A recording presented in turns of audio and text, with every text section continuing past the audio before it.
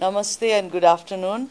At the outset, I would like to extend my sincere thanks to all of you for your presence here today and for your constructive role in amplifying the messages of the Sagarmatha Sambad and its first edition to the wider audience here in Nepal and across the world. As you know, we have completed two of the most important segments of the Sagarmatha Sambad this morning.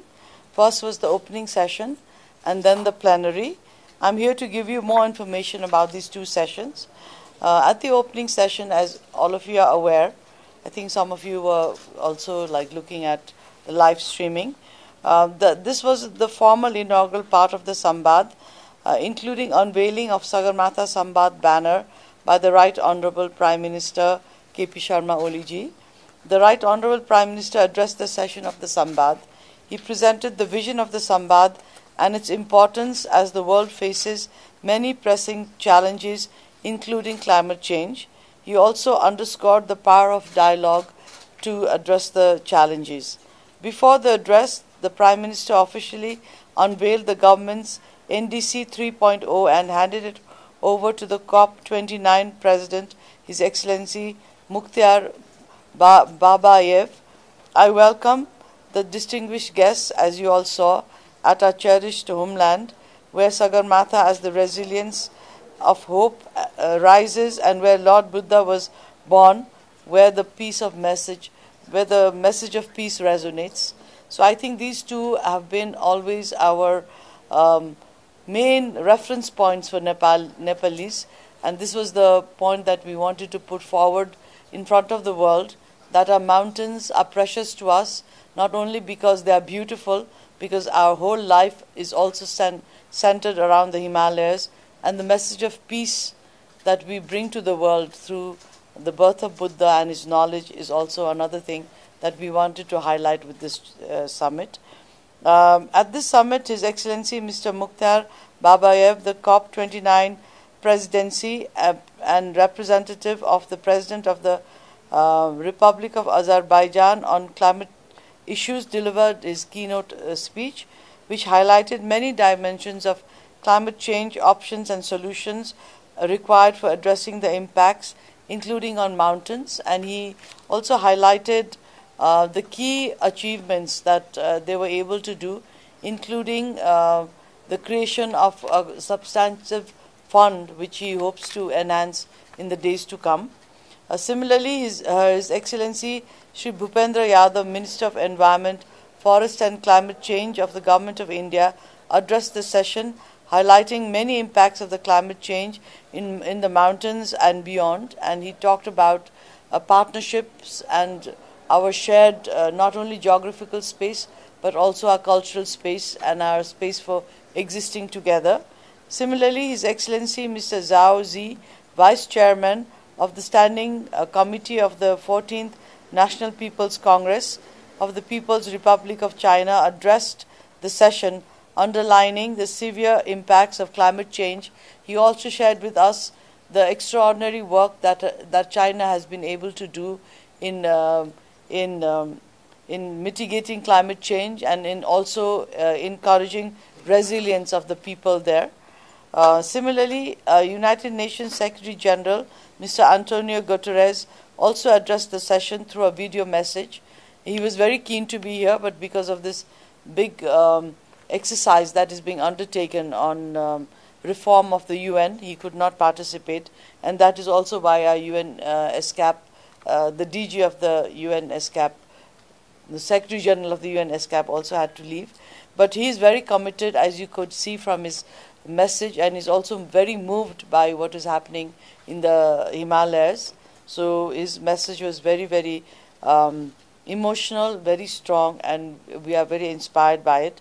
The opening session thus successfully concluded by presenting these, by opening this important dialogue forum with all our major neighbors, with the chair of COP29, and with a message from Anton Guterres. Now I would also like to update you on the plenary session of the Sambad. Following the format of international conferences, This session provided a platform for representatives of participating countries and international and regional organizations to express their views on the central theme of the Sambad, and it was my pleasure to chair the session, as you all saw. Although 19 delegations, including 13 national and 6 on behalf of regional and international organizations, delivered their statements, altogether 19 delegations delivered their statements highlighting various aspects of climate change, mountain, and the future of humanity.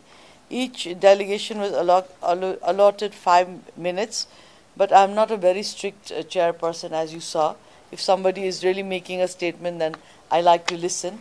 But they were all very conscientious, and I think some of them, I think the Bangladeshi secretary's advisor's statement was even poetic. So we had to listen, and I think they were all very good. So it was really a pleasure and an honor to chair that session for me. The national delegations who delivered their statements included Bangladesh, Bhutan, Nepal, United Kingdom, United Arab Emirates, Japan, India, Qatar, Kyrgyzstan, Brazil, Egypt, Oman, and Pakistan. The international and regional organizations included the United Nations, the World Bank, ADB, SAARC, BIMSTEC, and ICIMOD. The delegations highlighted impacts of climate change on mountains and beyond, and also made calls for greater unity and solidarity behind this cause to safeguard our future.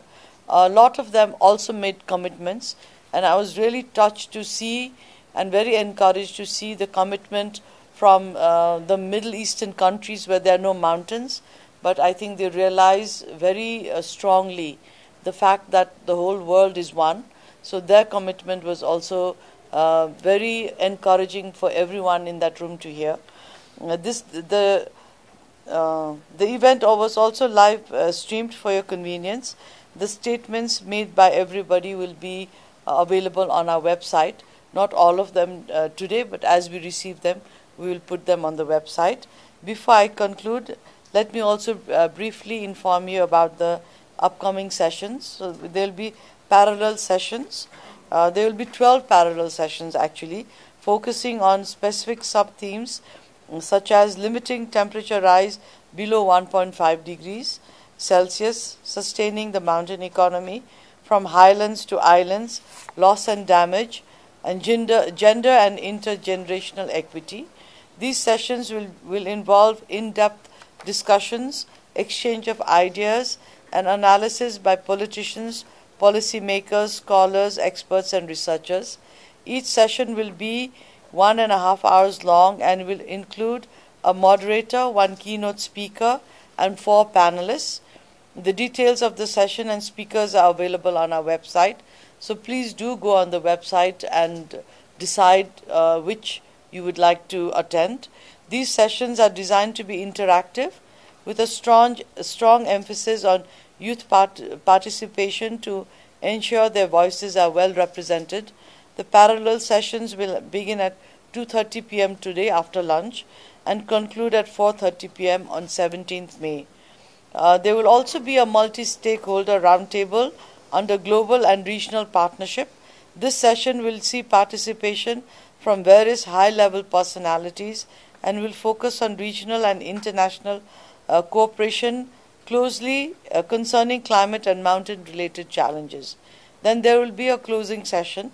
This final closing session will commence at 11:45 a.m.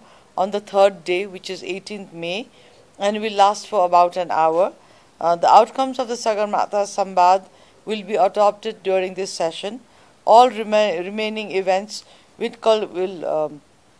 conclude by 1 p.m. on that day. And there are some side events, complementary side events.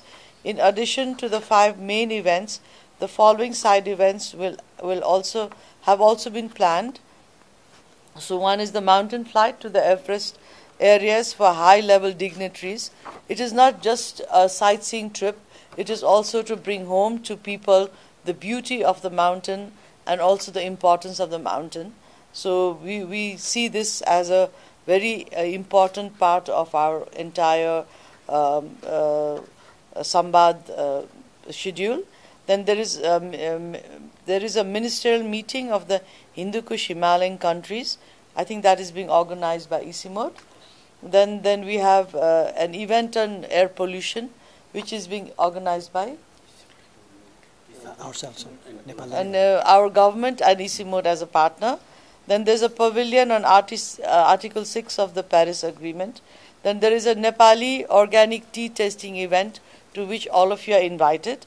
Then there is also a Bajra Eco School visit, that is by request. This is a special school that has been operated and conducted along eco-friendly guidelines. So we have these details on the Sambad's official website, so please do go there and explore it. Then there will be a number of sideline meetings. There will be a number of high-level foreign dignitaries attending the Sambad who will be calling upon our Honorable Prime Minister. And also myself and also our Honorable Minister for Forest and Environment will also be holding a number of meetings.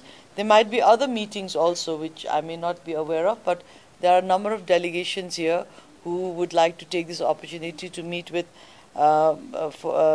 various ministers from the Nepali government. All major, and for the media I would like to state that all major sessions of the Sambad are being broadcasted live. Due to limited space, as you could see, we could not accommodate all media friends to be inside that hall, but we have been trying our best to give live feeds and follow our updates and updates on our website. As we started this historic platform today, we look forward to your continued support and cooperation in amplifying the messages of the Sambad to a wider audience. And I also say this because I think in Nepal it is very important for us to give positive messages to our youth. We only see not very positive things on the media, so this makes people feel a bit sad. So this is a message of hope. This is a message of what we have achieved that we are sharing with the world. This is also Nepal finding its space in the world, and people from all over the world coming here and giving attention to something that we hold very dear to our hearts. So I think this is very important to amplify this message to the entire country and also to the Nepalese who live abroad, as well as to all the people who are interested in this issue, because this is an issue not only for the Nepalese, not only for the people living in the mountains, but for each and every human being. We share these commons, and if these commons are not preserved, we don't know what the future will hold for the next generations. So this is a very important event, and I really thank you all for coming here and being part of it. And I hope you all will be able to do your best for it, because this is only our first edition and we hope to have another after 2 years. Thank you and namaste.